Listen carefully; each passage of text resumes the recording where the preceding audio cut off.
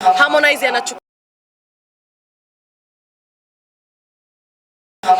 anachukua huo udhaifu ili kuendelea kumuumiza, na ndio maana kila siku zinakuja drama mpya. Kuna namna kama kuna ukweli hapa. Wewe unamwona Kajala jinsi alivyo? Yes, of course. Kajala ni mwanamke mzuri sana. Kajala ni mwanamke mwenye huruma sana.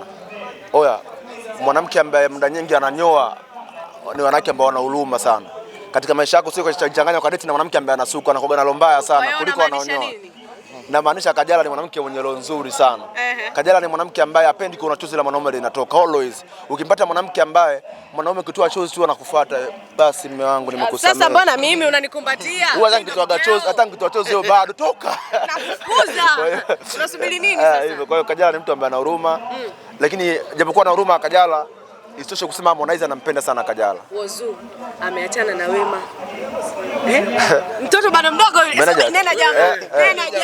Nena jambo kwenye hili kidogo tu. Kidogo. Ongezea na mshikaji wako, asimu wako Baraka da Prince.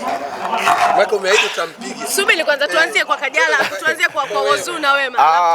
Hawezi Wema, Wazuu na Wema hawezi kuachana.